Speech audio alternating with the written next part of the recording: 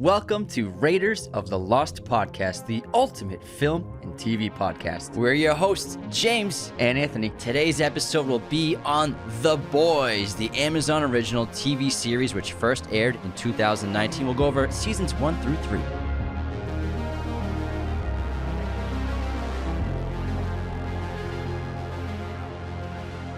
Hello, movie friends. Welcome to the show. We're so happy to be here discussing The Boys. It's been a highly requested episode from a lot of y'all. I think over the last year, I've gotten more DMs and messages asking us to do The Boys than anything else. Plus, I posted a photo of Billy Butcher last week, and it had like 150 comments of people wanting an episode. So here we are, our first episode on The Boys. We will be covering seasons 1 through 3. This episode will also feature our very first Chosen One Patreon guest spotlight. Chosen One patrons, after their patron in that tier for 3 months, get to come on the show for a guest segment. So it's going to be a lot of fun. Now, on The Boys, this show aired in 2019 on July, and I found it very refreshing. I just started watching it, obviously, like a month ago from all the requests, but I really enjoyed it. It's some mature, rated R superhero content outside of Deadpool that the world really needs in terms of entertainment. It's clearly the best superhero show on TV, although this is a very specific genre that is still in its infancy technically. I think it's top tier. For me, I think I always avoided the show for the first 2 seasons because I was a little superheroed out. And we got so many DC movies, so many Marvel movies, and Sony movies, and then plus the shows. I think I was just like a little hero overload. And I love watching other things, other genres especially. You know, you all know me. Anything with subtitles, I'll watch it. And so I was always, when The Boys, I was getting told about The Boys, and like everyone's like, oh, you gotta watch it. I was like, I don't know if I want to do another superhero show right now. I just need a break. And when I started watching it, I thought it was really excellent. And I didn't realize how different it was. And I didn't realize how it's basically torching the superhero genre, as well as a lot of things going on in the world. And once I realized that, I was like, oh, this show is really cool. I like it. It's so different from all the other superhero things that we're seeing. And I feel like it's something the genre really needed. Deadpool, yes, it's refreshing. But there's only been 2 movies in the last several years. But The Boys, I think it's something the genre needed for me to stay interested in the superhero genre, because I feel like Marvel might have already peaked with Infinity War and Endgame, and their stuff is still great, but it doesn't seem like they're gearing towards something that amazing yet at the moment. And then DC is always kind of just like, how could you say that? DC's just like, who knows what's going on. So I think it's something that the superhero genre needed more than anything. It's also something that Amazon Prime needed. They haven't really had a TV show that was graphic, mature, violent, hysterical in a darkly comic way. I think that both Amazon Prime and the superhero genre benefited greatly from The Boys, and that also Invincible came out, which is super popular as well. And it's showing that the superhero genre doesn't just have to be geared towards families. It can be hard R's. And I really enjoy I enjoy the show. I binged it in less than 2 weeks, the whole three seasons. Not only did Amazon need it for their content in general, but it's like the first really SVOD original show that's competing with Netflix and Disney Plus right now for ratings, because obviously Netflix, they have so many TV shows, but they have very popular shows. Their streaming numbers are off the charts for sure. And so isn't Disney Plus the last few years with all their Marvel and Star Wars content. Those shows get a ton of view time as well. But The Boys is really the only other show in the streaming world that competes with those numbers. It goes head-to-head, toe-to-toe with these giants of streaming shows in their networks, so the Amazon really need it. Now, I want to put a warning out there. You know, this is a very mature rated R show. There might be some stuff discussed in this episode that might be a little explicit, so this is your warning that there will be some mature discussions, maybe some F-bombs dropped, who knows what. Now, the show The Boys was developed by Eric Kripke for the streaming service Amazon Prime. The series is loosely based on the comic book of the same name by Garth Ennis and Derek Robinson, which was originally published by DC Comics. The Boys is set in a universe where superpowered individuals are recognized as heroes by the general public and owned by a powerful corporation, Vought International, which markets and monetizes them. Outside of their heroic personas, most are arrogant and corrupt. The series primarily focuses on two groups, the Seven, Vought International's premier superhero team, and the titular Boys, vigilantes looking to keep the corrupted heroes under control. The Boys are led by Billy Butcher, oi, diabolical might, who despises all superpowered people, all supes, and the Seven are led by the egotistical and unstable Homelander. As a conflict ensues between the two groups, the series also follows the new members of each team. Hughie Campbell of the Boys, who joins the Vigilantes after his girlfriend is killed by one of the Seven, and Annie January, aka Starlight of the Seven, a young and hopeful heroine, forced to face the truth about the heroes that she admires. And I really like, each season has a very different tone, a different feel, and new characters coming in and out. I thought the first season was incredible. I got very much a Breaking Bad vibe the first few episodes, where Breaking Bad, the first few episodes, they have to figure out how to kill this guy. Kind of the same thing with the Boys. It's a good, structure to base your new show off of, I get it. It's not necessarily like copying the idea, but it's just a great jumping point for what we're about to see. And it puts you into the world pretty quickly and understanding the rules, who everyone is, and what side they're on. I have one of my favorite aspects to the show is the approach to superheroes. Not just that they're nefarious and gray area. They're not all heroes, and I love how many of them look at themselves as superior beings to just normal humans, normal people, and that's why they don't really care if they kill someone. It's more of like a PR disaster more than anything. A lot of them don't feel guilt, and very few of them are real heroes. I love that. I thought it was terrific to see, because usually they're just villains, these kinds of people, villains in these movies, and there'll just be one or two of them. But to see that the majority of these heroes, which are put up on pedestals by the public and by the media as actually being villains, I love that. And I also really enjoyed the fact that the superheroes in this world, they're basically like actors and politicians. And their public image is more important than saving lives, and their PR teams are working overtime to hide the deaths they cause and make sure that everything comes out in a positive light in the media. And I think Ashley, the PR publicist, is one of my favorite characters. She's really terrific. But just that idea that because behind the scenes of famous actors, they have teams of people that basically do a lot of things for them, like make sure they are wearing certain kinds of outfits. They oversee magazine shoots and anything publicity, red carpet events. They have teams overseeing all of this and handling bad press and telling actors and politicians what to say, what not to say. And I love how we saw that team aspect of a PR team put into this show.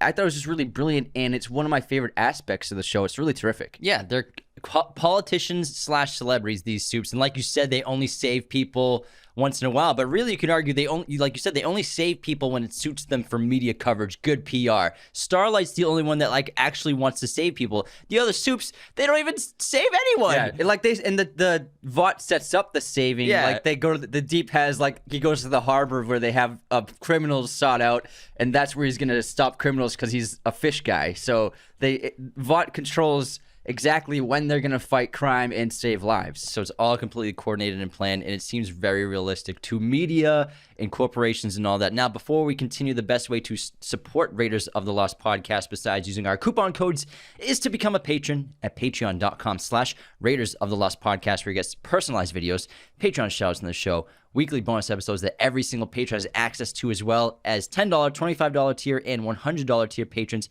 have access to our Discord, where we interact with you every day and do fun watch parties all month. And also, $25 and $100 tier patrons get their own custom personalized episode that you choose the topic and we do for you. $100 tier patrons, not only are you a chosen one patron, you get that spotlight, little guest segment on a show after 3 months of being a chosen one, but you also are an EP, executive producer on the show. You get a credit at the end of every main episode. We also launched our podcast masterclass online course last year, so for anyone who wants to start a podcast or improve their current podcast, our 22 chapter 46 video lesson course will give you all the secrets behind the scenes of our show. The link is podcastmasterclass.teachable.com, or it's on our website of our homepage of our website, raidersoftheLostpodcast.com.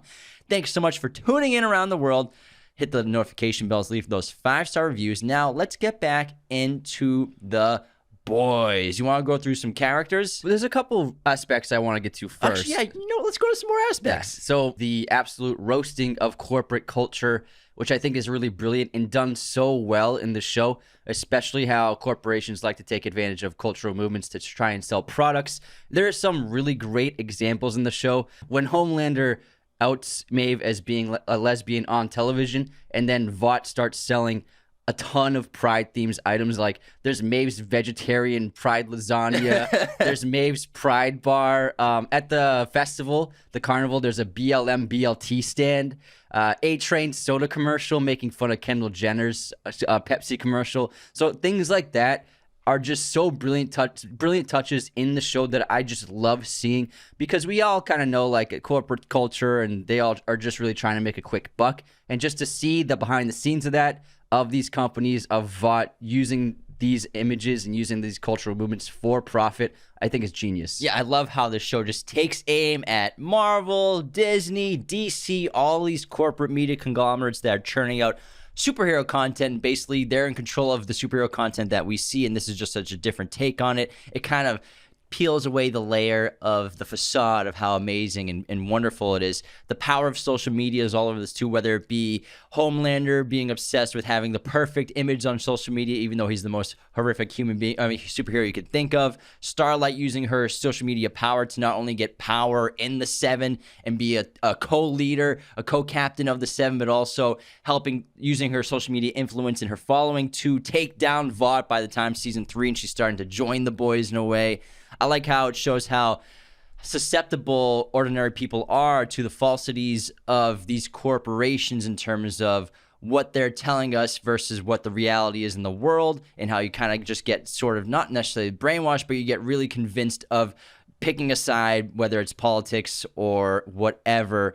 And it's a great satire on politics, as well as we've been talking about media, corporations, the press.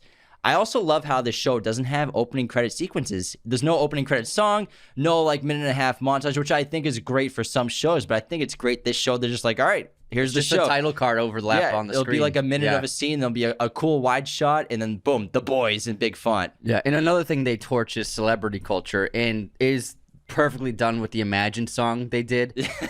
And so when what episode was it? Like season 2, episode 1 or episode 2? I can't remember, but I know it's funny that Deep starts it off. Yeah, Deep starts it off of all people. And then we got a great array of excellent celebrities that we all love. And if they had done it with like just actors playing the celebrities, it wouldn't have worked. But actually having real celebrities do it, oh my God, it was so funny. And it's just because that was such a cringy thing that happened in 2020. And then just to see the boys riff on that, I loved it. It was so great. And you actually you riffed on it in your old comedy account. A long time ago. Anyways, I also like the concept that's never ever touched upon in superhero movies, the concept of what's it like for superheroes to have sex, whether it's superheroes having sex with other superheroes or a human, a mortal having sex with a superhero, the consequences that are involved. Fortunately, Hughie and Starlight, no consequences, but with with some other soups and human beings, there are fatal consequences, as well as like, I like the complete creativity of all kinds of powers out there. Like, there's some gross powers out there. The guy, bizarre. like when MM has to fight the guy with the giant sausage, pretty gross. Some other silly things going on, but like just the entire spectrum of power possibilities. They just like whatever stuck to the wall. They're throwing darts at crazy ideas, and I like that. Yeah, I adored it, and they got really ridiculous at sometimes, but it was terrific. And I like how once people can start taking the compound V just for like the 24-hour period, I like how everyone has a different power. And Hughie's is probably the funniest because he teleports, but he loses his clothes every time. And it makes sense. I love how Butcher basically has the same powers as Homelander, except he can't fly. Yeah. I love that because, I mean, the whole show is building towards a final showdown between the two of them. Although my prediction is that Billy's going to kill Homelander without being a soup. Probably. That's my guess. Because he can't take the V anymore. Yeah. Because we'll get to that later on. But since we're on Billy, you want to start talking about characters? Yeah, Butcher's my favorite character, and I think Carl Urban's always been a great actor, and we've been fans of his for a long time, ever since Born Supremacy. He was a great villain in that. And Judge Dredd. Yeah, Judge Dredd. Judgment. Star Trek. He's excellent. And I think he really is the face of the show. Homelander, I think, is maybe the most loved character for people because he's an excellent villain. But for me, I think the show hinges on Billy. He's the real leader of the troop, and I like how they portray him as this guy. Although he's a leader, he can be a terrible human being. He can be horrible to his friends. And I love how it's always like he can be as much of a villain as Homelander is to other people. And so I think it's a complex character, really well written. And Carl Urban's accent is amazing. It's really terrific. He's Australian, or is he New Zealand? I think he's New Zealand. And then, but his British accent is it's so specific and it sounds completely believable. Yeah, he's a great actor. I'm so glad for him getting more leading roles because outside of Judge Dredd, he hasn't had that many cracks at being a leading guy, but I think he's awesome. He's so cool. The leader of the boys, Billy Butcher, and the former SAS operative who distrusts all Supes. Obviously, season 1 and 2, we find out his wife was raped by Homelander. She was impregnated by him, and then she disappeared, and so that's why he has this distaste and hate for all Supes. And his entire goal in life is to kill Homelander. Season 2 and everything, and at the end of season 1, we find out that Becca is still alive. She has a child named Ryan that is Homelander's daughter. Son. Sorry, Homelander's son. And it's a great reunion, but it's also shocking at the same time when Billy finds out. Now, Billy, like Anthony said, I think is also the best part of the show. I think he's the best character. However, I feel like Butcher slowly started getting written into a smaller role towards season 3, and I think that was kind of a mistake because I think Butcher needs to be the main character of this show. I think he's the best part of it. I think him and Homelander are the best parts.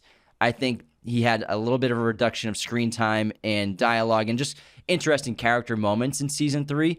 I think I'd say it wasn't until like episode 7 or 6 where we got that flashbacks through his childhood. Yeah, so we learned a lot about his character, about his past and his brother, and how he feels about Hughie because Hughie's like a spitting image of his brother. But I think he just kind of got written out. I think there are some characters that they just started like straying away from in terms of the main plot and the main characters. And I think Butcher is a mistake because he's so great in season 1. Season 2, he's excellent as well. But season 3, the show, they make us constantly disappointed in Butcher and dislike him, which I get. He's a morally flawed person. He's morally ambiguous. Like Anthony said, he's a great villain at times as well, just as bad a villain as Homelander. But, things like not fulfilling his promise to Becca and pushing Ryan away, using Soldier Boy, which really leads to nothing by the end of season 3 except for causing more death and then losing Ryan for good, making lots of mistakes and betraying his friends, even though most times he's protecting them but still betraying them and hurting them. So I think the show has been making us gradually dislike Butcher when I used to just really think he was the best character. He was more fun in season 1 is what you're saying. More fun. Obviously, It's gotten more serious. Yeah. The stakes are higher and higher. But I think Butcher, his writing of the character was a lot better in season 1 and season 2 than season 3. Yeah, I can see what you mean. He is very dark in season 3, but we do get to see a lot of backstory of what is informing this behavior, especially with his father. He basically has become his father, which is the last thing he ever wanted to do. And I think that episode where he was put in the trance and really seeing his childhood and his relationship with his brother and his father was really important for the character because, like you said, he was becoming very villainous and very harsh, and it was gruff. And so seeing that made us understand why he was going down this negative path, down this downward path. And his hatred, the thing is, his hatred for Supes is what defines him, and it's so strong that it makes him push Ryan away, which is tragic. But I think that there are definitely a lot of moments in season 3, even though he became very dark, where he showed his humanity, like he saved Hughie's life. Yeah. Things like that, where he went to protect Ryan immediately once Soldier Boy was about to erupt. And so I think that there are still glimpses. What am I trying to say? Glimpses of the humanity inside, and even like the boys, they're like, yeah, it's deep down, like balls deep. Still love him.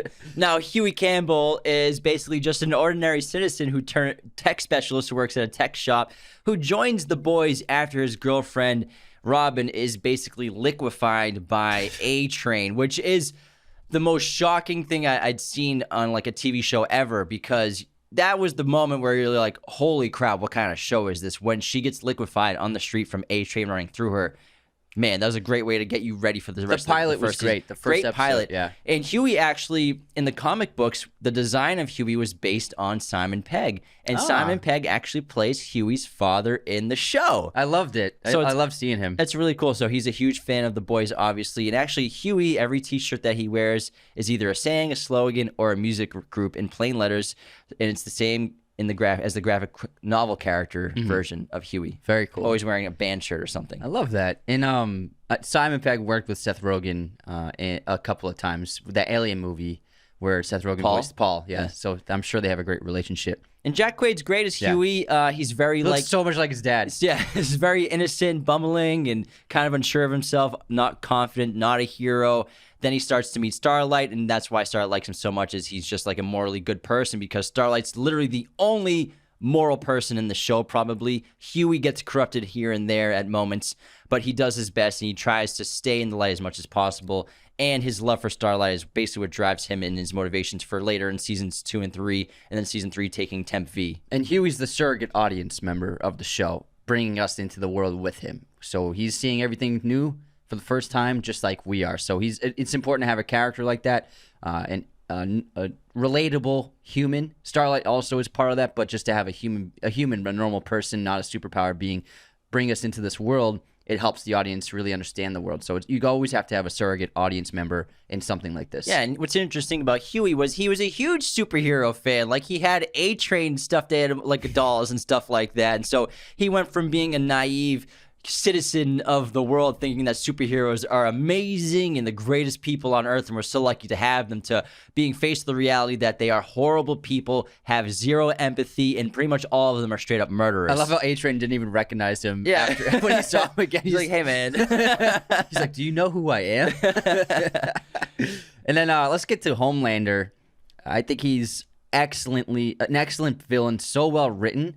I think for superhero villains, he's one of the best we've seen in years, just in general, including movies. I think, and Anthony Starr has been doing a terrific job, and his acting is just really great. He has so much juicy dialogue and behavior to work with, so I think he has the best part out of all the actors by far. He has more free reign to basically be as unhinged as possible. But Homelander is such an ironic character because he has the power to like basically rule the world and make humanity beg at his whim, and he can do whatever he wants, but he chooses not to because Homelander is defined by his insecurity. He is immensely insecure, and because of that, he cares more about being loved than being feared, and which is why he's perfect for Vought to control. Vought can't control him, because he cares more about his public image and being loved by the people than he does about like really being his true self. And he's so defined by his insecurities. It's so well written. He's also very weird with his sexual desires with the milk. It's really like cringy funny. And I love how they touch on that and they sprinkle that milk stuff in every once in a while. It's pretty hilarious. He has daddy and mommy issues. Absolute sociopath, but it's a really well written character, and Anthony Starr is doing a terrific job. Yeah, it might be the best performance in the show so far. He really took it method in the real world too. Now, evil Superman is what most people say of Homelander, but I think that is oversimplification. You know, like Anthony said, highly unique character, especially in the comic book world. Sociopath with the powers of Superman, basically. But imagine if Superman was created in a lab, raised by scientists with no family. Everyone fears him. He's a man-child with unlimited power, extraordinary power. And the character Madeline Sitwell, I think, was great in the first season, and she was really in charge of keeping Homelander under control because he has such huge mommy issues. He didn't have a mother. He didn't have a father, really. I mean, the scientists were his parents. But, you know, the milk, the obsession with milk, the obsession with breast milk is you know, Madeline really... It takes advantage of him by pretending to be a mother to him, like with laying on his lap and telling him he's a good boy, and then also the odd sexual scenes with him as well. So it's a really twisted take on a superhero that has mommy issues, which obviously ties to the obsession with milk, with breast milk. The scene, I think season 2, where he's milking the cow and he's like literally about to have an orgasm just by milking the cow. That's in season 3. And I love how every time he gets milk, finally he's about to drink it, he gets interrupted. It's like spoiling like the greatest moment of his life. So Sitwell was using that to control Homelander for as long as she could until the jig was up and Homelander turned on her, killed her after finding out the lies. And now throughout the last 2 seasons, he's really slowly gained more power. Now he has control of Vought after Edgar Stan was taken out and out of the picture, not killed. And then he's gained control of Vought. He's gained more control of the heroes. But then Soldier Boy in season 3 is basically just puts a wrench in everything that he had planned. So he's slowly getting more power, slowly getting more of what he calls freedom in terms of being able to live how he wants. And then at the end of season 3, where he killed that guy who was protesting him, and then his fans erupted into cheers and applause, and then his reaction was like, "Oh, wow, they liked it. Wow, like, this is amazing." So this is like, I thought it was a great ending of season 3 because we're gonna get Homelander in season 4 being his true self, because he's always been afraid of showing who he really is to the public because he cares so much about his public opinion. But if he has adoring fans who celebrate him for being himself, that's very dangerous for the rest of society and for anyone who's against him, because it's amazing how a company's been able to control basically Superman. And how are they able to control him? Because of his insecurity and his desire to be loved by the world. Great point. I think there's probably 2 great foreshadows to that ending moment with Homelander, which is probably he gives that speech, that tirade where he's finally like being honest and like, you know what? This is it. I am more powerful than you. I'm smarter than you. I am better than you. And his numbers went up. His numbers jacked and became the most popular soup ever, even though he already was. He broke the records that Starlight had just broken before him. And then the other time was, I think, the daydream he has where he's at the press conference.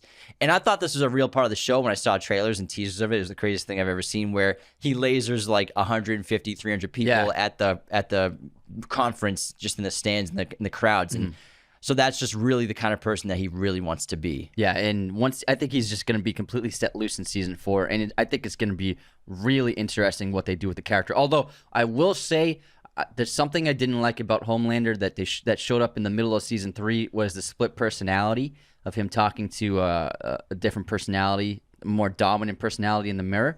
I did not like that, especially because there was no hints or signs of that at all in the previous 2 seasons. And so I felt like that kind of came out of left field.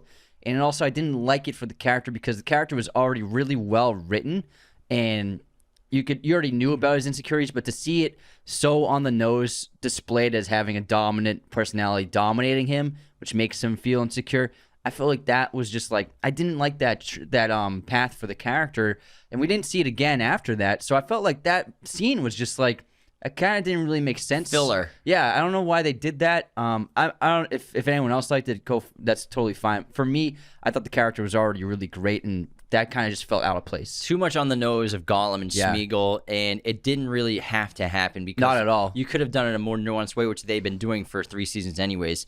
But also, I think the craziest scene maybe with Homelander is where he almost has sex with himself when Doppelganger turns into himself. He's like turned on by it. So like he's just so narcissistic, but also insecure at the same time. It's pretty odd.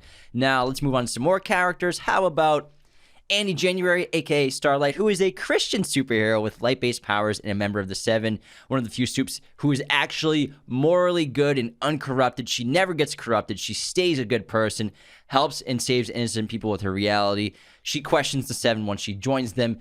And, you know, Starlight is a light for the show. She's a beacon of hope. She's a great character because, like I said earlier, she's the only completely morally good person. She's incorruptible, and she's constantly fighting for good. She eventually tries to use her influence and social media popularity to get co-captain of the Seven to try to change Vought from the inside, which she gives up on when she realizes that's impossible, especially with Homelander getting more and more out of control through season 2 and 3.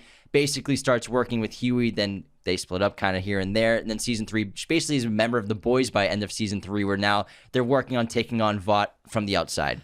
And also, Annie is another surrogate for the audience, but on the soup side of things, because she's new to the world and she's new to the team and the real world of soups.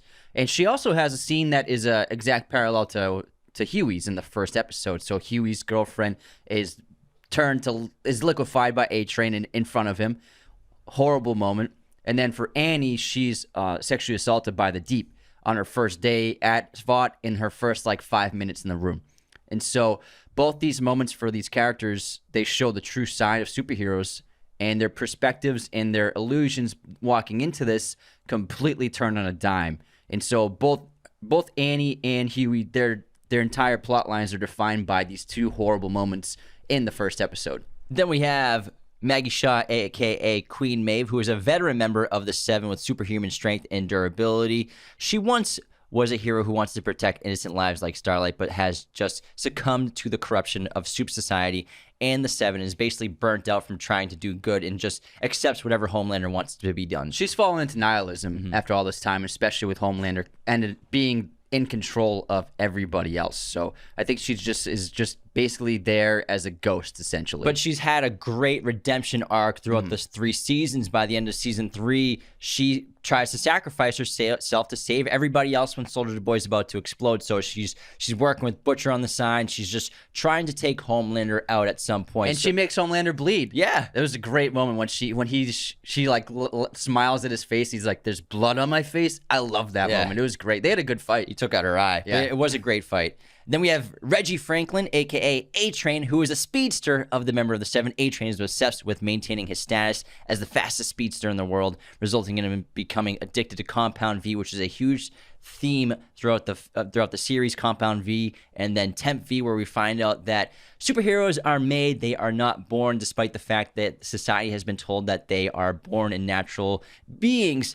A-Train has a great story arc throughout all 3 seasons. He also has a solid redemption arc where he gets vengeance on the racist superhero who paralyzed his brother. And, you know, A-Train is like Homelander, like Deep, where completely morally corrupt, no empathy at all. Like you said, he doesn't even recognize Hughie after liquefying his girlfriend. Ashley explains that, like, I've covered so many of your murders up. We see him commit murder multiple times. Collateral damage, they don't even care about it. So he's been so corrupted by Homelander, but by season 3, he's starting, I feel like, to realize the error of his ways. He seems like he's trying to get put on a better path, even though his brother pushes him away, saying everything's only been about you after he gets the new heart and everything. So I hope that A-Train starts to get put on a better path of trying to stop Homelander, even though we thought he was for a minute, but he just ended up using the information against Homelander to get back into Homelander's graces. Yeah, he betrayed Starlight and the others when they were planning to take down Homelander. So it shows the control that Homelander has on them, and especially at the end of season 3, like when the Deep starts calling Homelander sir. Like he's not even calling him Homelander anymore. He just says, "Yes, sir. Sorry, sir." He's got the painting of him and Homelander in his bedroom. I love how he puts Deep in charge of surveillance. Let's stay on the 7. We'll stay on Deep. So Deep is Kevin Moskovitz, a member of the Seven who possesses the ability to communicate with aquatic life and breathe underwater. He's looked down upon by the entire members of the Seven due to his status as the group's token aquatic hero. I think that's why he's so insecure and obviously forces the horrific sexual assault on Starlight, because he's trying to get power somewhere. But I like how they introduce him as being just as morally corrupt as everybody else right away, which makes him just kind of just like a pathetic character for the entire show because of how horrible and weak of a person he is. That was like when he sexually assaulted Starlight. And when I saw that, I was like, okay, this show is different from anything I've ever seen for superhero genre. Like this is dark, and it's looking at superheroes in a completely new way, and that's why I thought it was so refreshing. And he has become like basically like a running joke. And we enjoy laughing at him because he is such a bad person. Yeah. And I love the ending of season 3 where his ex-wife is like outing him on TV. Formidable IQ. I have a formidable IQ. Yeah, it's because I told you to say everything. He's such an idiot. Horrible person as well. Also a murderer. And then the final member of the Seven at first is Black Noir, a.k.a. Irving, a silent member of the Seven who possesses superhuman strength and agility and conceals his physical appearance behind a dark costume, which we find out was because he was seriously deformed by Soldier Boy back in the day when they were, was it in Brazil? I can't remember which country they were in, doing illegal activities. And then also Stormfront, a.k.a. Liberty, aka Clara Reisinger, the first soup ever created and a new member of the Seven with several powers, including longevity and the ability to discharge lightning from her hands and fly. She's also a former Nazi who has been alive for about 100 years and holds bigoted views towards minorities and non-soups, and is probably the only character in the show who is a worse person than Homelander. Another great villain, and that's why Homelander falls in love with her, and they became a great duo villain arc in season 2. And I actually was not. I would have liked to see her in season 3 as continuing on as a villain, but I understand they were getting a huge cast, and the ensemble was just getting a little too many people, so they had to start eliminating people. And the actress did a great job. She was just a terrible being, but also both her and Homelander, they're the only two soups who truly know that soups aren't born. Did Homelander know that until that was out? You knew he was grown in a lab. Yeah, so both of them knew that soups were not naturally born, which is ironic for them being the two biggest villains in the world and most powerful beings in the world. And probably. For both of them seeing themselves as superior to everyone else, it's ironic that they knew they weren't naturally superior. They were made. But what I really like about the dynamic between Homelander and Stormfront is, even though they're like so in love and Homelander thinks she's amazing, but then after, Ryan deforms her and basically leaves her in the medical bay for the rest of her life, she's like still trying to like create this like superior Aryan power of soups, and Homelander's like, what the hell are you talking about? I don't want to do any of that. That's crazy. Like, so I like even Homelander isn't corrupted by the radical crazy notions of what Stormfront wants. It's not so much that he's not corrupted, but he's like, I'm only in this for myself. Yeah, I want to be worshipped and nobody else. So I think that's why he's like thought that was ridiculous. But it's good to like not make Homelander want to like be a Nazi. Yeah. It's like only this crazy person over here. Yeah, I see what he's you're like, saying. I don't want any of that. Like, you're nuts. It's about me. This episode of Raiders of the Lost podcast is brought to you by our good friends at Manscaped.com, the leaders in men's grooming. Use our coupon code Raiders of the Lost at checkout to get 20% off and free shipping worldwide. Manscaped just launched their Boxers 2.0, which blew my mind the second I put them on. They sent us 2 pairs each, the most comfortable briefs I have ever owned. I love the days that I wear them. I specifically pick out which days to wear them so that I'm most comfortable for those days. They also launched their Platinum 4.0 collection, which is the best deal they offer yet. It includes their Lawnmower 4.0 trimmer, which we've been talking about for a year and a half. This thing has a 7,000 RPM. It's skin safe, built-in light, waterproof. You can use this thing in the freaking shower. Waterproof charger as well. If you haven't gotten a Lawnmower 4.0 trimmer yet, I don't know what you're doing for your grooming needs, but you're doing it wrong. It also includes the Weed Whacker ear and nose trimmer, body wash, 2-in-1 shampoo conditioner, deodorant, which is really great, using it every day, obviously, anti-chafing ball deodorant, ball spray toner, boxers, and a shed travel bag. Manscaped is being used by over 2 million men worldwide, trusting them with their grooming products. So get to manscaped.com, use our coupon code Raiders of the Lost at checkout. You'll get 20% off and free shipping worldwide. This show is also sponsored by our amazing friends at movieposters.com. Go to their website and use our special promo code Raiders10 to get 10% off your order today. They have a gigantic selection of pretty much every movie and TV show imaginable in their arsenal. Everything from Marvel to DC, Star Wars, to your favorite classics from the 40s, 50s, and 60s, and even awesome international foreign films, as well as a giant library of TV shows. They have all sorts of options for every kind of movie you can think of, as well as options for framing, backlighting, whatever your poster needs are. They got you covered. So again, head on over to movieposters.com and use our promo code Raiders10 to get 10% off your order today. All right, how about we head on into our intermission, Anthony? Let's do it. And let's introduce our very first Chosen One patron tier guest spotlight with the first Chosen One patron, one of the oldest fans of the show, one of the best supporters we've ever had. Calvin, welcome to the show, pal. Hey, how Cal. are you? What's up? How's it going, everyone? We're so excited to have you here. We really, really appreciate your support so much. You are helping keep the show alive, and you help keep us going and constantly interacting with us on the Discord, social media. Just such an incredible fan. It's so great to have met you in person and just to know you as a human being. You're terrific, and we really love you. You're too kind. No, thank you for having me. I am very excited. Yeah. Like, this is awesome. It's gonna be great. So It's gonna be a Calvin's lot going to of fun. join us for the intermission. Then we'll talk about the boys with him afterwards. How's Yeah. that? Let's do it. Let's All do right. intermission. Let's do it. Let's start with the movie quote competition. You ready, boys? Ready? All right. Well, I have a microphone, and you don't. So you will listen to every damn thing I have to say. I got it. I don't know it. I Calvin. know it. It is The Wedding Singer. Yes, sir. Except he's you will listen to every damn word I have to say. Like Your name's gonna be Julia Gulia. That's a good one. Yes, I love that movie. All right, here's my quote. There's a monster outside my room. Can I have a glass of water? Hey, I know that. Oh, I think I know it too. Hey, you go first, Calvin. It is Signs. Yes. Yes. Signs. Great. Jim is also that person. He just leaves glasses of water everywhere. Because I see monsters all the time. Hey, Jim, where are all the coffee mugs? They're on his dresser. I'm not like that anymore. I have changed. That was the past, James. We have James 2.0 now. A week ago. There's only 2 cups in my bedroom right now. Baby steps. Baby steps. All right, Kyle. What's your quote?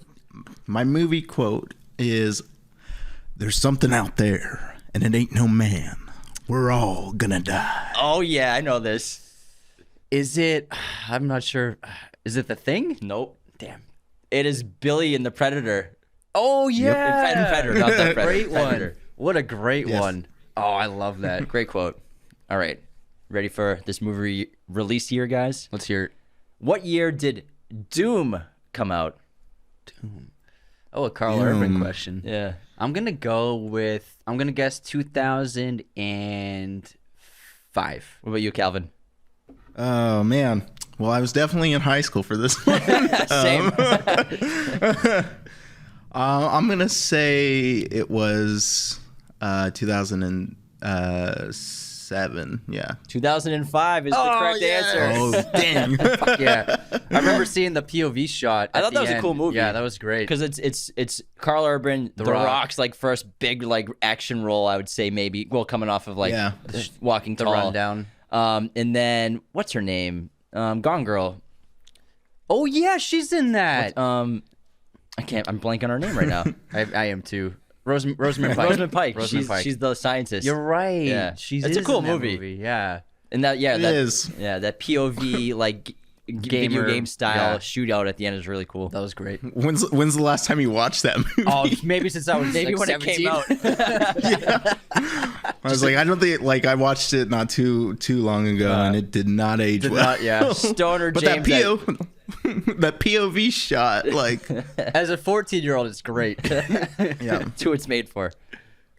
Okay, here's my movie release year. Signs. What year did it come out? I'm gonna guess. I should know this, right? I'm gonna guess 2007. I think it is 2003. Oh, close. 2002. Wow, it's that old? Yeah, it's old. Yeah. Yeah. Holy I crap. think Joaquin's really young in Yeah, it. you're right. Yeah. He is young. Damn. Yeah. Terrible guess, James. Damn. Like 5 years, bro. All right, Cal. Okay. So what year did A Clockwork Orange, Willy Wonka and the Chocolate Factory, and Diamonds Are Forever come out? Oh, good question. I'm gonna go 1970. 1974. I'm gonna go 1979. In 1971. Oh wow! man. Wow, it is that old. It's old. huh? It's well, you gotta think of Willy Wonka. Yeah, like that's yeah, an I guess, old yeah. movie. Mm-hmm. Wow, 71. Man, I can't. That movie. Terrible guess, Anthony. It was a terrible guess. You're way Like a off. decade off. Legit. And I host a movie Oh, podcast. 1993. I love Stanley Kubrick. All right, movie pop quiz time, gentlemen. What is the name of Carl Urban's character in Lord of the Rings? Oh man. Someone's gonna get mad at us. Beowulf. Is that your final guess? No, it's not. It's Baywin. I don't know. Cal, any guesses? I can't. on, I can't guys. even think about it right now. Aomer. Oh, And then his cousin's Eowyn. You know what's sad is I just watched this with the boys. That's on a hard on name the to beach. remember. That's hard. There are some hard names to remember in Lord of the Rings. It's funny because yesterday someone DM'd me saying my Thor photo made me look like Aomer, and I was like, and I couldn't even remember it. I just was just told the name yesterday. You're probably like, who the hell's Eomer? I'm so Eomer. bad with like fantasy fictional names. I did like... have to Google it. It can be tough. Okay, here's my quiz question. How many Gus Van Sant movies has Joaquin Phoenix starred in? And if you can you name them? I'm gonna guess 2. Calvin? I was gonna say 2 as well. 2 is correct. 2 is correct. What is the one that he's in with Eowyn? Eowyn. You want me to tell you? He's in the back seat. It's her. That's right. That's what's it Nicole called? Kidman. Nicole Kidman, and then Joaquin, and then Liv Tyler. What is the Casey name of that movie? Affleck's in it. What's the name of that movie? It's like It's called To Die For. yeah. So that's one. It's excellent movie. And then he actually just did one recently. He also starred with Jonah Hill in the movie. Hint, Olivia Wilde. Don't worry. He won't Don't worry, he won't get far on foot. Yep. Oh, okay. Yeah. Great question. Thanks. There's a toughie. There's a toughie. Cal? I feel like mine's not that special of a question. Hey man, I'm sure it's great. If it's coming from you, then it's special. Aw. No, I was like, oh, scramble. Okay. What is the highest grossing rated R movie of all time? Oh, good question. I'm going to adjust it for inflation or just... Oh, easy peasy. Joker. Hold on. It is the Joker. Oh, sorry. I was going to say The Exorcist, so I would have been wrong. No, actually, The Exorcist is pretty far down on the list. Oh, really? But It's adjusted... like The Exorcist adjusted for inflation is like 1.5 bill, I believe. Yeah, maybe. Yeah. I want to say the Joker's like 100 or $1 and like 700 million. What? Something Yeah, odd. dude, that made almost $2 billion. That was a really I didn't know it Yeah. made that much. The movie made a ton. I thought it was just a bill. Wow. Yeah, it's insane. No wonder why they're making a sequel. Warner Brothers like, Joaquin, how much money do you want? It's like Todd Phillips. You want to do a sequel? You want to do a musical? Let's go. Whatever. We will give you all of the money. It's really close to Deadpool, actually. Wow. Too. Deadpool almost has that spot. Wow, that's crazy. It's a lot of Good for cheddar them. cheese. All right. How about Anthony? What do we got for like haters this week? We got We don't have any haters this week. No haters. No unsubscribes. Well, there was like mean haters, but I don't want to bring them up. Okay, yeah, don't We bring said up- all the unsubscribes the other way. Yeah, some of them were nasty. Raiders of the Lost Losers. Nasty. That was traumatic. Yeah, but we do have a Godfather shout out. Our Godfather patron Darren, amazing patron. Darren! Thank you so much for being a Godfather patron. became a Godfather patron the day of my daughter's wedding. We appreciate your support. It means the world to us. It allows us to keep the show running full time. And their choice for a Godfather episode is Rear Window. Oh, my favorite yes. Hitchcock movie. Great pick. We can't wait to do a bonus review for you on Patreon. It's a top 100 movie of all time for sure. Oh, for on my sure. list. For I love sure. that movie. Great pick. Thank you so much for the support. Appreciate you so much. We have some great 5-star reviews. Ready? Let's hear 'em. So this one is from Stated Carter. Best movie podcast. Literally the GOAT of movie reviews news history. If you find better movie podcast than this, you're lying to yourself. They never gave the 1999 masterpiece with Brendan Fraser and Rachel Weisz, The Mummy, its own episode. So I will say unsubscribe. It shared an episode. Oh, we shared it with National Treasure. National Treasure, you're right. And then Gator 9696. Roscoe, best movie podcast out there. Love these Boston bros. Better than talking to any homeless person I've ever encountered. Unsubscribe. That was a reference to a horrible 1-star review. Yeah. Thanks, Thank you for the 5-star Gator's always review. commenting on our TikToks. Jeez. All right. On this day in film history, today is July 14th in 1969. Easy Rider, which was directed by Dennis Hopper, starring himself, Peter Fonda, and Jack Nicholson, is released. In 1989, When Harry Met Sally is released. In 1999, The Blair Witch Project is released. In 2000, X-Men is released. In 2006, You, Me, and Dupree is released. I like that movie. In 2008, The Dark Knight premiered in New York City. In 2017, War for the Planet of the Apes. If you're listening to this episode in 2023, Mission Impossible Dead Reckoning Part 1 was released. I loved it. Happy birthday to the late Ingmar Bergman, Jane Lynch, Jackie Earl Haley and Phoebe Waller-Bridges. My streaming recommendation for this episode is Jiro Dreams of Sushi, which is on Amazon Prime. Oh, I love that movie. My streaming recommendation is Sweeney Todd on HBO Max. It's a terrific musical. Cool. Y'all ready to get back Mine's- in? Oh, you got a rec? Yeah. Oh, I got one. I've been watching From, and it's on Amazon Prime. It is a science fiction horror movie or show. Oh, cool. It's I haven't really heard of good. I don't know the lead actor, but he played Michael in Lost. that. Yeah. Matthew Fox. yeah. He's pretty much the lead actor cool. in that show, but it's really scary. Nice. I'm gonna It's check it out. surprising. I'm adding it to my list. All right, gentlemen, how about we get back into our episode on The Boys? We'll keep Calvin along for the rest of the episode because why not? Sounds great. Because he's the man. We were talking about the Seven, and then we were starting to get talking about the boys. We've talked about Hughie and Butcher, but how about we talk about Mother's Milk, MM, who I think through the first 2 seasons is one of my favorite characters for sure. I just feel like he got kind of a little outridden of the plot in season 3 because Butcher betrays him, obviously, but MM is kind of like the moral wall that prevents Butcher from going too crazy. He's second in command of the boys. He's responsible for organizing and planning their operations. He's formerly a medic in the Marine Corps, and he joined the boys after his father, who was an attorney, worked himself to death while attempting to bring down Vought through the legal system, and his family was killed by Soldier Boy. I also think it's one of the best performances on the show. He's a terrific actor, and MM is one of my favorite characters. And he's got, I think, the best heart of all the boys by far, except for maybe Kimiko. And I love the storyline between his history with Soldier Boy, and I think that they're gearing towards he's eventually going to be the one to take down Soldier Boy. It would seem right for him being the one to kill Soldier Boy eventually.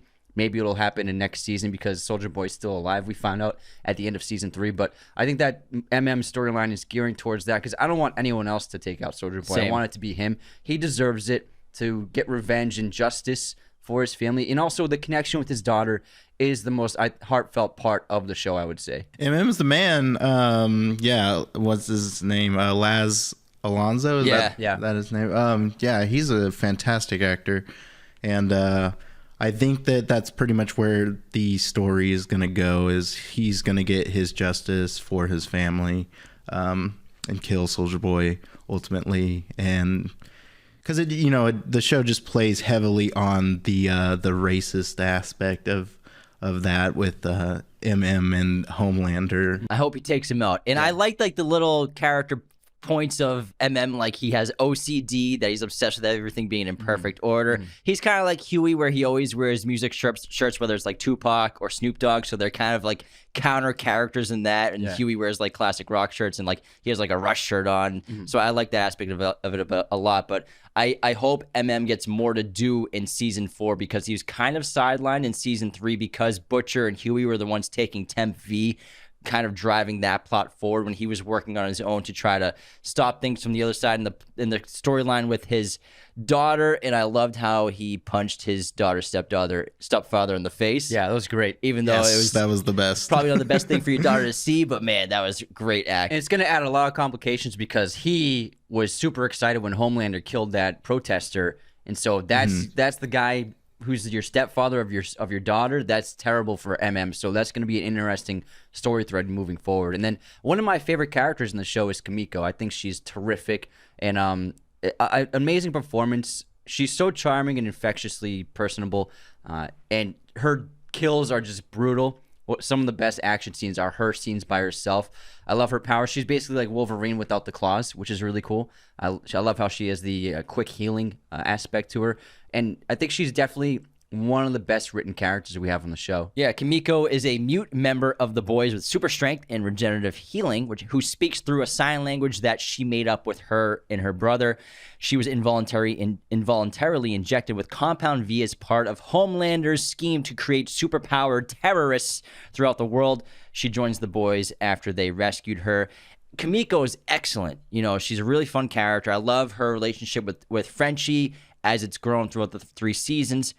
I think the representation of sign language is phenomenal to put in a major show like this. Kimiko's the best. Like she is brutal, and I love the sign language stuff. I think that I like seeing that in film. I think that's a very important part of like moving forward in communication in our society. I have a friend who speaks sign language only. She was watching it and she said it's all really accurate. That's great. So the actress must have put a lot of work into that. She must have put to kind of make it like seem like close to ALS, but also ASL, her own version of it, but their own version of it since they started when they were kids. And one of my favorite scenes in the whole series is the musical with her and Frenchie in the hospital. I thought that was so fun to see. The show can be very dark and graphic, and to see like a fun moment like that, I think it was a terrific addition. Yeah, and I like how Kimiko, she hates her powers. A lot of these superheroes are obsessed with their powers, but she hates them. She hates being a soup.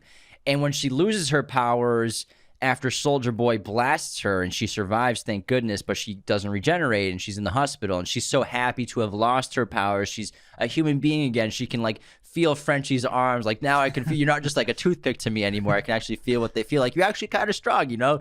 So I like how she was happy that she lost them, but then she wants to get them back with Compound V because of her love for Frenchie, and she almost lost Frenchie because she wasn't able to protect him, and so she wants to be a super again to be able to protect Frenchie from danger. Yeah, it's a really great storyline. It's really endearing and touching, because I hopefully they butt into more of a romance in season 4. I hope, because that's been something they've been really holding back on. Like, they kissed in the hospital, and then Frenchie like booked it to the vending machine to get coffee, which I understand maybe that's just like a little too much at the moment for him.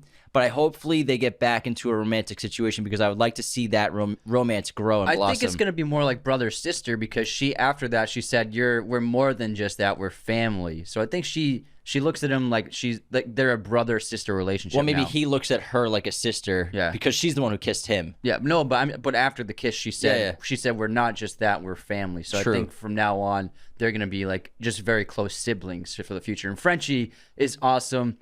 Excellent actor, excellent performance. I think he's super funny. I love when he's just bickering with or Billy, and I think him standing up for himself to Butcher at the end of season 3 was a big shining moment for the character. And also, he seems to have a very interesting past working with those Russian criminals. He has a lot of skills. He's like the cook of the crew. He can do anything in the lab. So I think he's an excellent character in The Boys. Yeah, he's a French member of The Boys, an international arms trafficker skilled in munitions, ordnance, infiltration, communications, and chemistry too, as well, in science. He's coerced into joining the group by Mallory to protect his criminal friends eventually.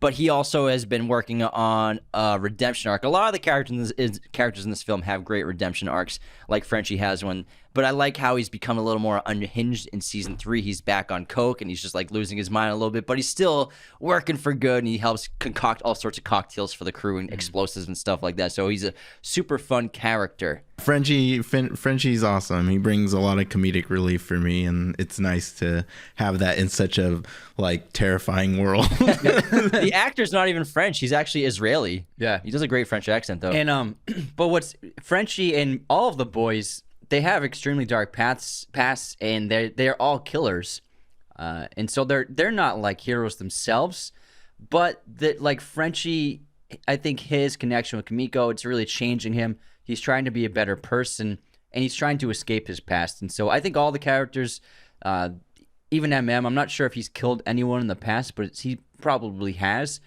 It's interesting that even though they're the heroes of the show, they all have dark past that they're trying to basically overcome. Got to fight evil with evil sometimes, you know what I mean? What's that horror movie? There's like the quote for that.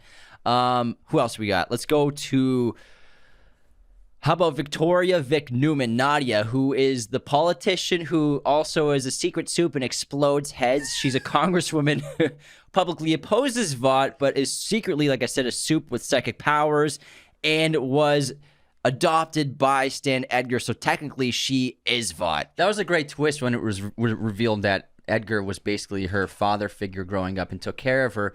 And the first head popping scene was insane, and then the Congress scene was absolutely bonkers. And then when it was revealed when it was revealed that it was her who was the head popper, I was like, oh my god! Like when she killed her childhood friend, that was insane. And she's being set up to be the big bad. It looks like. I mean, she looks like she's going to become vice president and then probably eventually president. It looks like a House of Cards kind of setup where Frank killed the president so he could become the president. So it looks like we have a similar trajectory, and she might end up becoming, beside Homelander, the big bad of the show. Oh, she's definitely going to pop the president's head for sure. Absolutely. Once he gets elected. Well, how do you feel about Nadia, Calvin? Scared of her. Me too. She has just like I think she's gonna play probably the biggest role in season 4. As far as like she's gonna be the target. It looks like at the end of season 3, that's pretty much what Billy the Butcher says. Like he's just like she's got to go. Like absolutely, 100%. Two other characters from Vought. We talked about Madeline Sitwell, who gets taken out by Homelander at the end of season 1, but then we also have Ashley Barrett, who is a publicist for Vought International, who later succeeds Sitwell and becomes CEO or something like that of Vought Industries or something. President when Homelander takes over. And then we have... Well, I love Ashley. Yeah, Ashley's great. She's a great addition to the show. I think she's such an underrated character. You never see her on the posters or marketing because she's not like part of like the lead crew of the boys or the Soups, but I think she's an integral figure. She's like the PR, the publicist. She's so funny, but also she shows the true nature of corporatization, and she's like, Black Lives Matter is my favorite hashtag. Like, she has so many great lines, and all her conversations with like the Deep and A Train are just hilarious. And then I just think she's a terrific part of the show. And she's as corrupt and morally corrupt as the Soups. Yeah. Although she has like one line where she lets her moral goodness come out for a second when she's being asked by Starlight to help her take down Homelander, and she's like, but I'm not a Soup. Yeah. So you can tell she's doing it out of fear of being killed constantly. That's why she's such a great publicist for Vought. She's both afraid, but she's happy to be president. And the hair she's getting more power. The pulling out her hair is crazy. And then you find out that she has pulled out all of her hair from probably stress of almost getting killed all the time. Yeah. Poor Ashley. And then we have Stan Edgar, who, awesomely played by Giancarlo Esposito, is the overarching antagonist in the first season and a half of The Boys. He's now the former CEO of Vought International and was the superior of everyone there. I wonder if he'll be coming back into play at some point in season 4. I'd like to see him again because obviously with Nadia going to become VP and probably president of the United States in the show, I'm sure Stan Edgar, we have not seen the last of. I'm sure he'll want some revenge on Homelander, even though he was kind of like a little proud of Nadia for kind of betraying him and taking him out. Yeah, like I trained you well. Yeah. And we have a great new character in season 3. What do you guys think about Soldier Boy? I love Soldier Boy.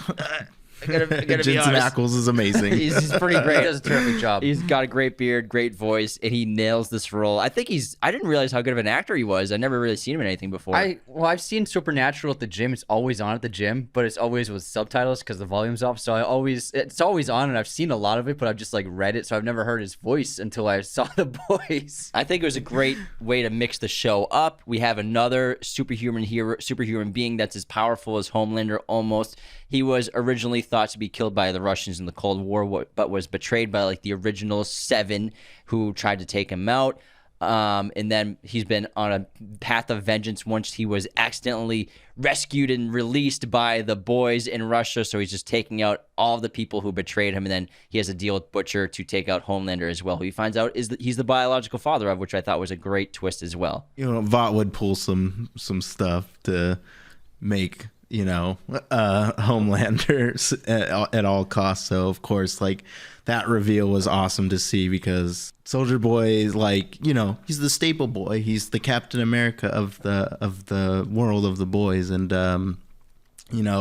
Vought just showing how corrupt that company is would go some backward way of creating soups, and I think it's all going to stem even more from Soldier Boy in season 4 than we think. Absolutely. Yeah, he does a great job. He does like the Chris Evans Captain America voice, a play on that. Yeah.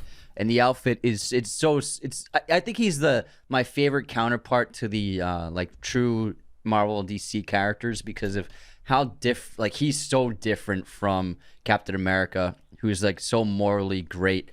And Soldier Boy, even though he's like this hero and icon of the World War II, we learned that he never stormed Normandy. He never did anything. It was all press. It was all fake. And he's also like, he represents like an old kind of culture of America, a more backwards thinking society from back then, from 60, 80 years ago. And so it's like putting him, like, because when Captain America is put into the modern era, he fits in, but like, I like how the boys show like, what if Captain America was like a racist asshole who hated everyone and was just like a terrible misogynist. That it's fun to see that he's put into the modern world of a more progressive society. All right, that pretty much covers all the main characters of the show. Now let's talk about how soups are made and not born in Compound V. Now, Compound V is an alchemical super serum that was created by Frederick Vought for the Third Reich. The serum was formulated to enhance the human body and mind and was intended to be utilized by the Germans during the Second World War in order to create super soldiers for Nazi Germany. In modern times, the serum continues to be manufactured by geneticists under Vought International to transform normal humans into superheroes with extraordinary abilities. For reasons unknown, the modern Compound V formula showcases its best results in children, with adult subjects at a much higher risk of disaster. It appears that Vought has been secretly trying for years to rectify this complication by establishing the Sage Grove Center, which is what Stormfront is operating secretly for Vought, a psychiatric hospital in Pennsylvania. There, Vought scientists have been illegally injecting their patients with updated variations of Compound V formula with the hopes of creating a perfected serum that can successfully transform both adults and children into well-functioning soups with minimal negative side effects. Actually, and also there's Temp V, which gives you the powers for 24 hours, but also will lead to your death after 6 doses. We forgot about a character who is who's the fire guy. What's his name? Lantern or something like that. And I thought that was so meta to have Iceman from X-Men play the fire guy in The Boys. I bet he didn't even audition. They probably just asked him, because I think that was such a fun thing to do, is take the exact opposite of what you are in this great franchise and just be that. And they also had Haley Joel Osment as the psychic who can see into people's past. Just like in Sixth Sense. Yeah. Spoiler alert! Yeah. He can see dead people. I love, like, those are two great meta on-the-nose castings. And I also, for the Compound V, I loved it when the show revealed the twist that soups were made in a lab. I think it happened at the end of, season 1? Something like that. And when that reveal came out, I was like, oh, I really like this. The fact that superheroes aren't naturally born or aren't a thing of nature. They're made by a company. And I really like that twist. It really kept me engrossed in the story. And then also the opposite of that, of Vought creating supervillains to stand up against these heroes that they're creating. It's just genius. His name is Lamplight, guys. Lamplight. I thought that was so fun. I'm like, is that Billy from X-Men? Oh, speaking of Lamplight, I actually have I made a list of the movies that the soups star in the universe, just a few of my favorites. And here's the list. It's pretty great. Black Noir, Insurrection, Crimson, Dawn of the Seven, Homelander Origins, Homelander Rise of a Hero, Homelander Darkest Day, Homelander Brightest Night, Queen Maeve, Her Majesty, G-Men World War, Rising Tide, Terminal Beauty 1, 2, and 3, Translucent Invisible Force, Translucent Invisible Force 2, Y2 Chaos, Citizen Starlight, The Mesmerizer, and Red, White, and Blue Justice. Those are just some of my favorite movies that they soups have starred in. I like how there's plays on real superhero movies. Yeah, they literally just took the names like Justice and Brightest Light. It's great. I also have a list as well. I have a list of some of the craziest moments from the show in general, if you guys would like to partake in this. Let's hear it. So I think the first craziest moment of the show is, and still one of the craziest, is when A-Train liquefies Robin in the pilot. Oh, yeah. And we really see how horrible these superheroes are and what damage they can actually do to civilians, which is always hidden in DC Marvel movies. I think the deep sexually assaulting Starlight was one of the craziest moments and really set the stage for the tone and the approach of the show. Absolutely bonkers. It was just super affecting. I thought that was a crazy moment for sure. And then the Deep having sex with an octopus. that was pretty funny. Also, another crazy moment that I think is a great character-defining moment for Homelander is when he fails to save the plane, and then he just straight up abandons it. And as an audience member, this is when you really see the true colors of Homelander when he's leaving the place. Like, oh, everything's fine. Yep. Sorry, guys. Yeah, everything's cool. Then he threatens them with laser eyes if they try to leave. He's like, I'll laser you all. So that was pretty messed up. I think Translucent's death was also excellent and really funny, too, because you can't pierce his skin. You think he's got a diamond heart. You don't think you can kill him. And then he puts the explosive up his butt to kill him. Butcher with laser baby is super funny, too, when they're in the med room. Yes. He's like, good job, little mate. The heads exploding in the courtroom scene is bonkers, absolutely insane. Popclaw accidentally killing her landlord when they're having sex. Oh, my God. And she's riding his face. And because we talked earlier how the consequences of what happens when superheroes have sex with normal human beings and how fatal it can be for humans. And then the Deep's dolphin friend when he tries to rescue his the rescue friend, gone bad. and then the crash and the dolphin flies through the windshield and they have like a slow motion shot and then it gets run over by an 18-wheeler. Oh my God. Pretty nuts. And then obviously I brought up earlier Homelander almost having sex with himself when it's actually doppelganger who he thinks he's not happy with Madeline Sitwell's impersonation anymore, and then he pretends to be Homelander. He almost has sex with himself. Oh my God. And then Termite, who's coked out and explodes inside that guy's penis. Oh my God. I also think that was the wild.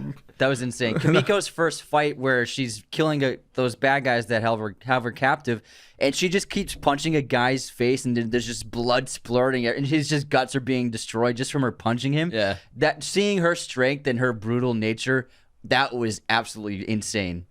Yeah, so lots of crazy moments from the show. Yeah, there's so many more, yeah. Great list. I also have a list of questions for you guys. Let's hear it. All right. Let's go. Which is the best season of The Boys so far? I would say I think season 2 is my favorite.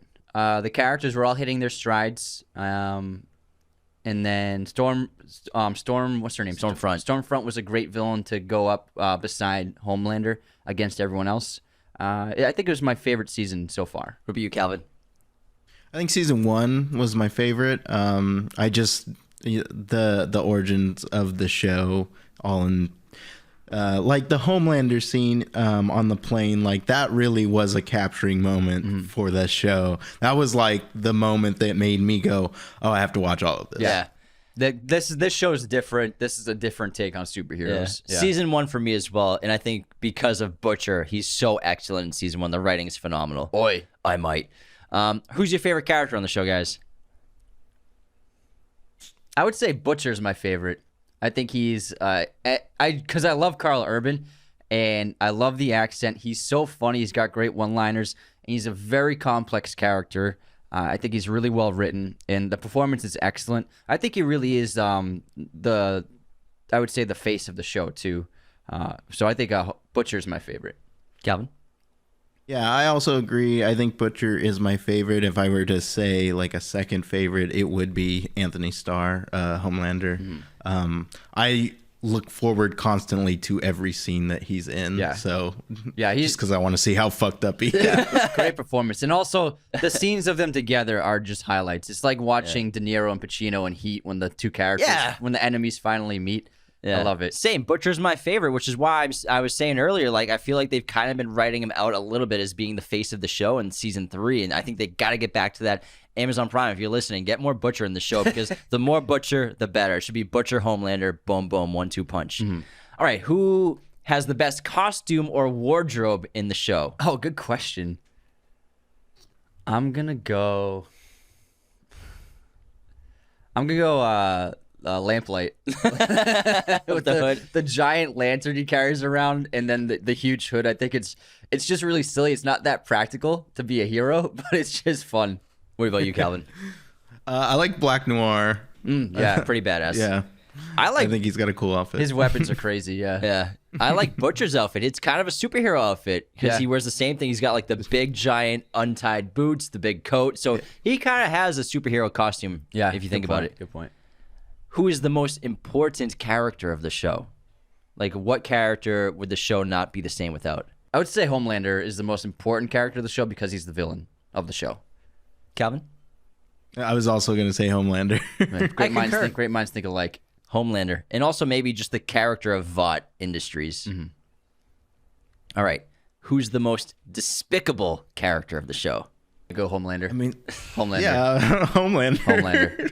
I think Stormfront's the most despicable. Oh, I mean, like, good. I think she's worse than Homelander. You might be right. It's a good pick.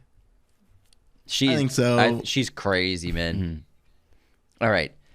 Will Homelander and Soldier Boy ever be killed? They seem to be unable to be stopped. I think so. I wasn't a fan of Soldier Boy surviving season 3's finale, because it kind of just felt like, is anyone gonna die? So I was actually dissatisfied that he was put in that tank at the end.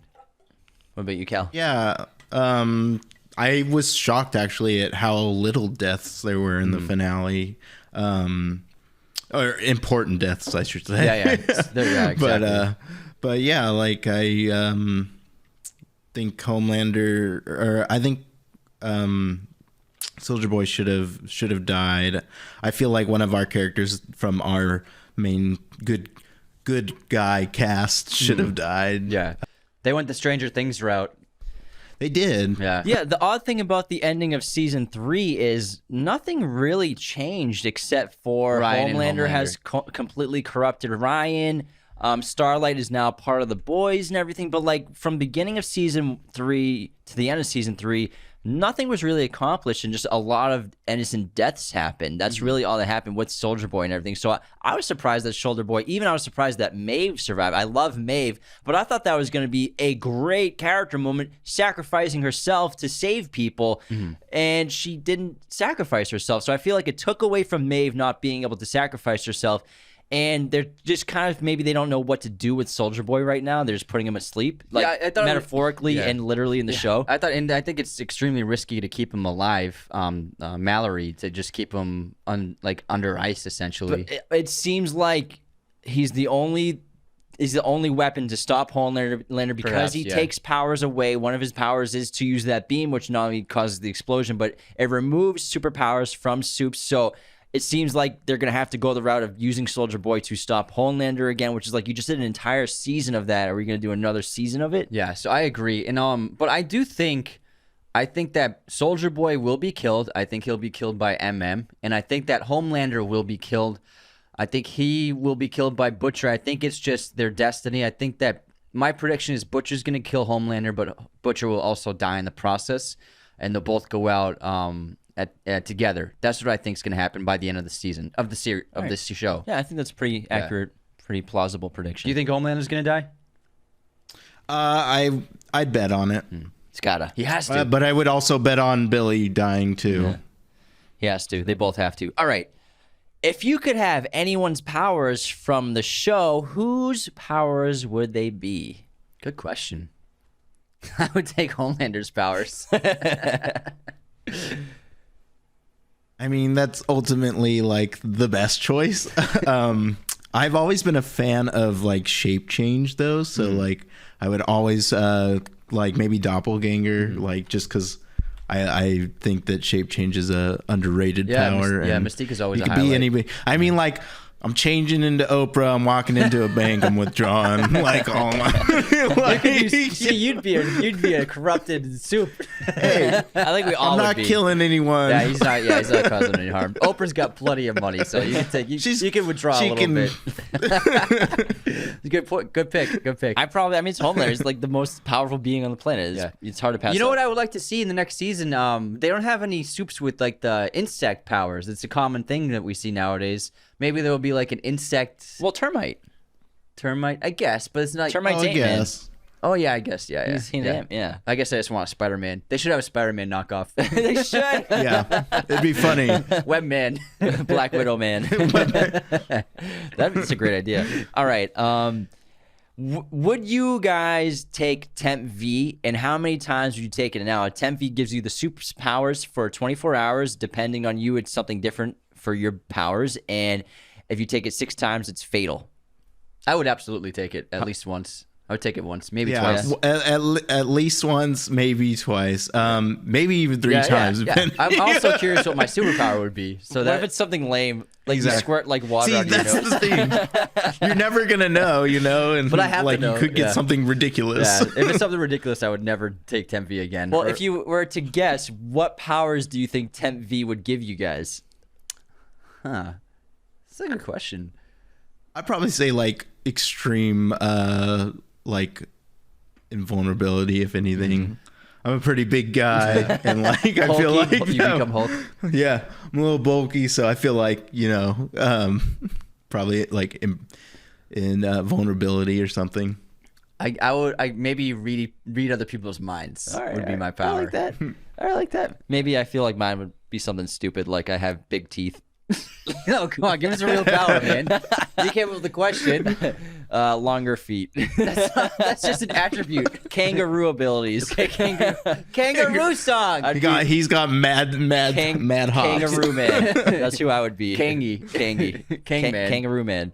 What a terrible superhero. Some of them are bad powers. Can't always have good ones. All right. So Herogasm, the episode in season 3, was like crazy marketed and hyped up by Amazon social media. Was the episode worth the hype?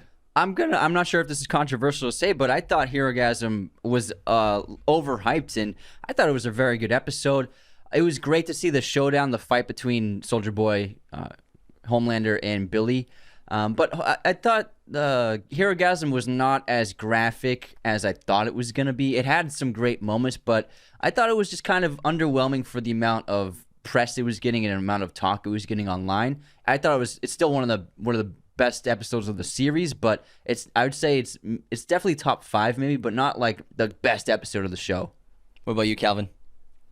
Yeah, when I heard about it, I thought for sure it was going to be like, oh, this is the episode. This is the crazy episode. I heard that it was banned in like 4 countries. I was like, oh, this is going to be insane. And I saw like leaks of like, caution advisory, like warnings and stuff. And watching it, I was underwhelmed. Yeah. I was like, okay, like I feel like that was played up to be. I thought episode 1 of season 3 with the penis thing was way worse than that. Agreed. Like whole episode. Because they actually built that set piece of the giant penis. Yeah. And someone actually walked when it's choking him in. Yeah. No, of a termite when he walks into it. Oh, okay. They actually built that on set. It's crazy. So I agree. I think that it was a good episode, but it's definitely not even close to some of the best episodes of the show. It might be the most hyped solo episode of TV I've ever seen. It's because of the name. The name is what really everyone was freaking out about. Yeah. It is a great title for an episode. But it was a great episode. I love like the inside joke of like, oh, Frenchie's gonna be so depressed that he missed this because Frenchie would love to see Herogasm. So I think it also was an overhyped episode for sure. Yeah. Final question for you guys: what do you think? What do you have for some predictions besides Nadia becoming VP and exploding the president's head and being a major antagonist of the show? Other predictions you have? For me, I think it's going to be really interesting to see Ryan and Homelander going forward, how he's, by the end of the season, seems to be completely corrupted by his father and the violence and the killing after his father kills that guy at the rally, and Ryan ends up smiling, and the show ends on Ryan. So I thought that was really interesting. Yeah, it looks like Ryan's going to have a lot more screen time. He didn't have that many scenes in season 3. He had a lot more in season 2. I think that it's going to be Billy and Homelander fighting for the soul of Ryan, and he's not fully corrupted yet, but he can become a horrible villain. He has the ability to. And having the boys together, I think that we're going to get a bunch of new characters, and I think Nadia is going to become president eventually. Yeah, she's going to become VP then Papa's head. That's my guess. Is she's definitely going to become president. What about you, Calvin? And she's probably going to pass legislation to help Soups. I think that there's going to be a lot of the like big matchups, Billy, Homelander. I think Hughie and the VP are going to have a like toe-to-toe type thing. I don't know if Hughie will use Compound V again, but it seems like his character just does do that. Like he goes back and forth with Starlight all the time. I'm not going to do this, honey. He's a flip-flopper. He's a flip-flopper. So he's a big flip-flopper. So I think that he'll for sure take it again, probably get extremely injured. I think there's going to be a redemption arc-esque type thing for A-Train. It seems like he's trying to be good and trying to change. So I think that's kind of good. I'm curious to see where the Deeps character is going to go. For like, minimal IQ. Like how deep can he go? Like, deeper. I think Homelander, he's gonna become a full-on, flat-out villain to the public, and I think a lot of people in the culture are gonna flock to him, being a killer, being a villain, and it's gonna make him feel more. He can be himself finally in front of the cameras. He's gonna start a movement. I think he's gonna start a big movement, and also I think other supes are gonna join him, and it's gonna be like an evil Avengers.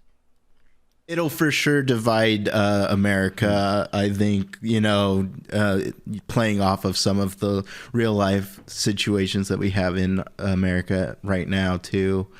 So I think that it'll be very divided country, and Homelander taking, all of these racist people. So I'm curious to see how that's going to play out. Yeah, the show has definitely progressively gotten more and more radical politically, and they definitely, season 3 by the end of it, have just like put on full gear radical politicization of populations from the social media and from Homelander and everything like that. So it seems like it's going to be even more radicalized season 5, because they're going to obviously keep going in that direction. Yeah, so I agree. I think that the country and the boys is going to be divided about supporting Homelander, and eventually he'll have a crew, and then supporting people like supes like Starlight who oppose him. I think Starlight will get probably maybe a new uniform. If not, she might just do. I'm not sure if she'll have a new uniform. No, she at the end of the season, like, she doesn't need a uniform anymore, so she's just wearing plain clothes. And Starlight's gonna. I'm sure they're gonna develop Starlight's powers, because she floated and she basically flew at the end of the season, and so maybe they're gonna figure out ways of getting her to get overloaded with electricity so that she can get stronger. They need more electricity. Yeah, but I don't know. It's not very green of her. It's not very green. It's not very green. But I think they're going to try and figure out a way to maximize her powers in fights. Hopefully, because it seems like we got a glimpse of what she can do. She even probably did something she'd never done before with floating and having that giant beam to Maybe shoot she can harness lightning. Maybe. Yeah. So she needs a storm, a thunderstorm, a lightning storm if you're going to fight someone. Yeah. That would be pretty cool. Yeah. I need inclement weather to fight. I'll fight Homelander tomorrow when there's a storm. Tomorrow. I'm excited for season 4. Can't wait. It starts filming in August, so they're getting ready, going on this right away. Wow. Fortunately, They're just rolling through. Thanks, Calvin, so much for joining us and being a Chosen One patron, such a long-time supporter of the show. Again, he's the first Chosen One patron guest spotlight we've had, so this is kind of like an experiment that we're going with. Thanks for being an awesome guest. We really appreciate you. If you want to become a patron, just go to patreon.com/Raiders of the Lost Podcast. Calvin, you're the best. You want to plug anything? You're starting a show, right? Oh, sure. Yeah, I am going to be starting my own podcast here pretty soon. It's called Nerds Assorted, and we're looking at a mid-August release as of now, so I'm really happy about it. Check it out if you want to see anything pop culture-wise. We're going to talk about movies, video games, role-playing games, etc. So it's going to be a good time. Yeah, and you have an Instagram right now, so for all of you, go ahead and follow the Instagram. It's Nerds Assorted is the full name. Yeah, Nerds Assorted. We have Instagram, Twitter, YouTube, so we'll be starting there and hopefully branching out. I think we are also going to use Anchor as well, so I'm excited to do that. Looking forward to seeing it. Heck yeah. All right, thanks, pal. Everyone tuning in, hope you have a great week. And take care. Goodbye, y'all. This episode of Raiders of the Lost Podcast has been executive produced through Patreon by Cody Moen, John A. Graz, Calvin Cam, Lauren Smertz, Tyler McFly, and Luke Eccleston. Thank you so much for supporting our show, everyone. Raiders of the Lost Podcast is a mirror image production. Sound mixing done by Jacob Kossler. Opening music by Chase Jackson.